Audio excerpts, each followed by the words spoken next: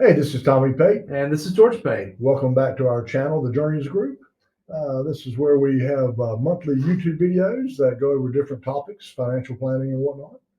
And our topic today is something we're hearing a lot about at the office, and that is how this relationship between interest rates, inflation, recession, all this is kind of tied together. Yeah, it's kind of forefront on everybody's mind. So we've had a couple of questions recently about how all these factors work with each other. How do they play together?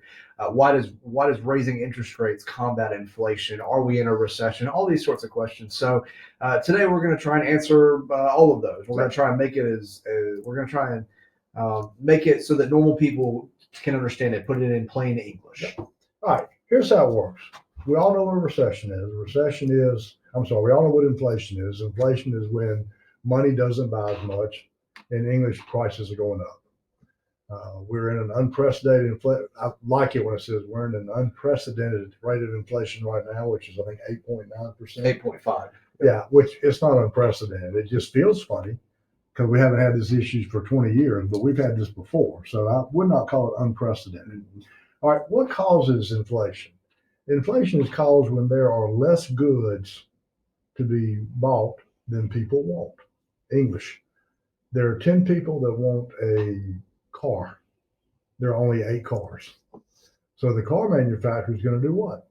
He or she's going to raise the price of the cars and let the best 8 pick them out. Yeah, because the cars, his or her cars are now more valuable because they have less cars than people that want them. So now it has become more valuable, which raises prices. That's how you get inflation.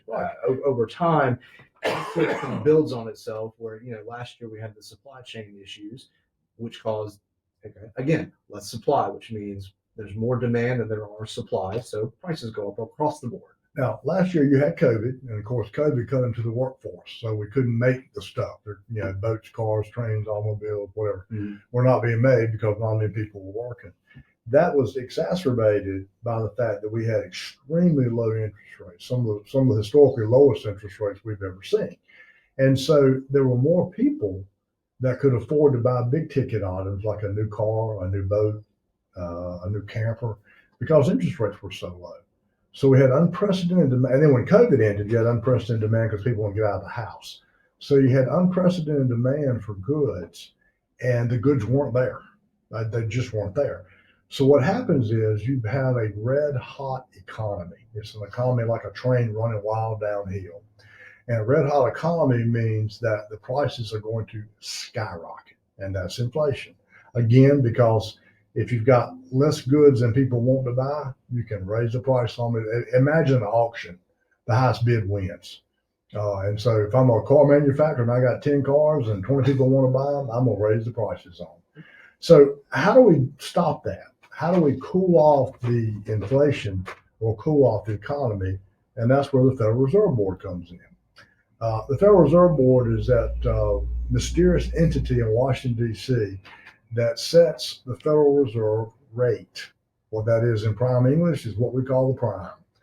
Now, the Federal Reserve rate, contrary to popular belief, has nothing to do with you or I borrowing money. The Federal Reserve rate is the rate that banks charge when they lend to each other. I bet you didn't know they did that. Here's the problem. Banks have to have a certain percentage of their deposits in cash at any given time. If they don't, pretty big fine. So if a bank has an unprecedented wave of deposits, they may not have enough cash to cover their responsibilities of those deposits. So they will borrow money from another bank to cover that shortfall. And the interest rate that's being charged for that is called the Federal Reserve rate. When you raise the Federal Reserve rate, that makes it more expensive for the banks to borrow money from each other. And it literally takes money out of play in the economy because banks are going to start stockpiling this reserve they have to have so that they don't have to borrow money from each other at a higher interest rate.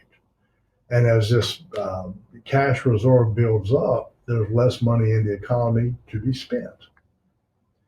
In addition to that, when you have a higher interest rate, your normal Tom, Dick, and Harry probably is not going to buy a big ticket item because the interest rate has now made it out of reach.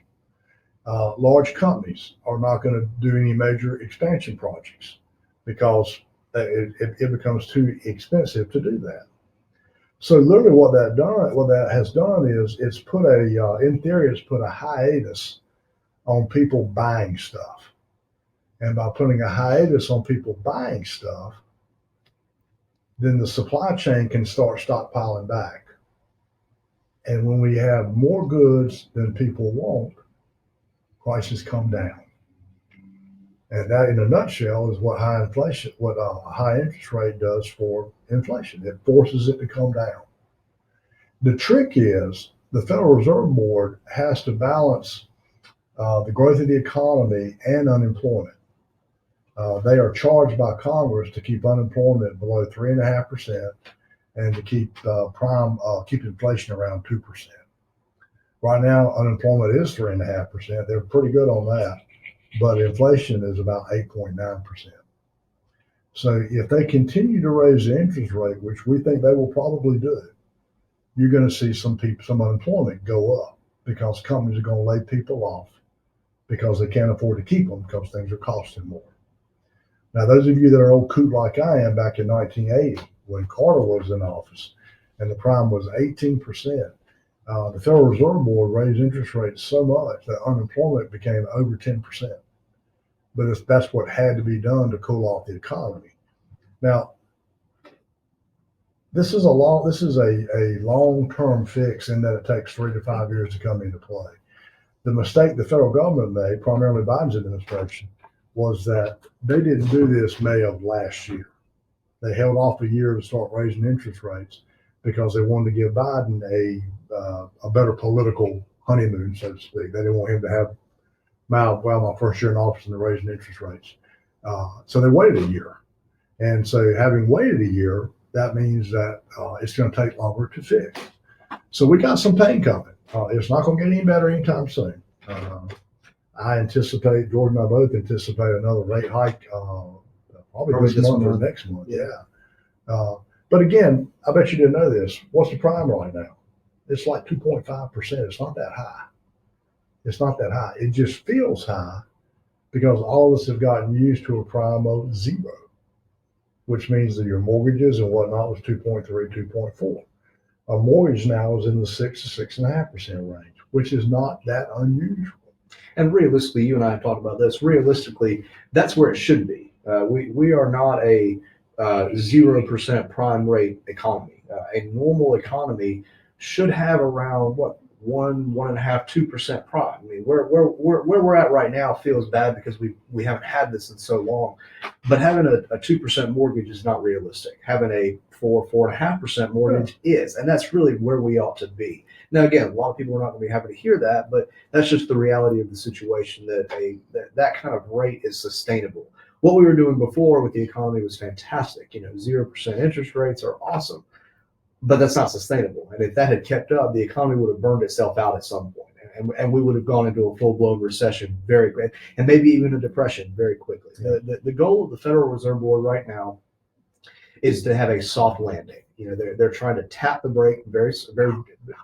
Yeah, it's not possible anymore. The goal of the Federal Reserve Board during inflation is to try and achieve a soft landing, where they're tapping the brake instead of slamming on the brake.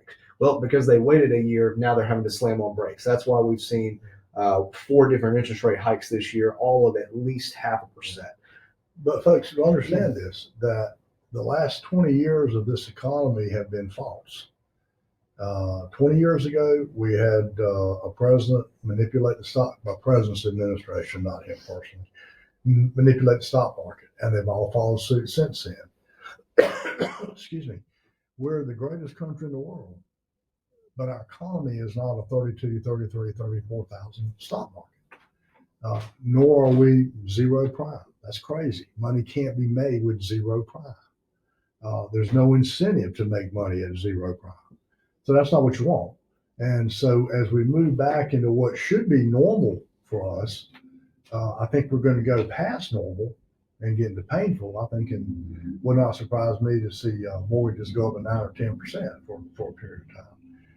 But that's what has to be done to slow all this stuff down. And then once it slows down and they feel like they've got it back where they need to be, then they'll back it down to 4 or 5%. I don't think we'll see a 2% or 3% mortgage anytime soon. But I could be wrong.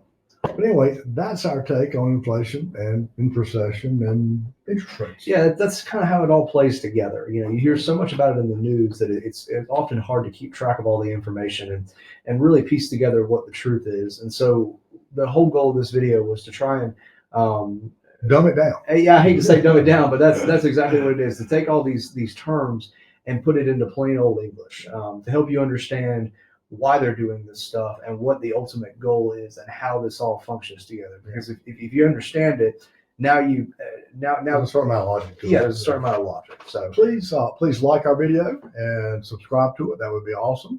If you want more information about us, www.thejourneysgroup.com, or feel free to call us at 252-746-6785. Yep. We appreciate your time. Yep, thanks for watching, and we will talk to you soon.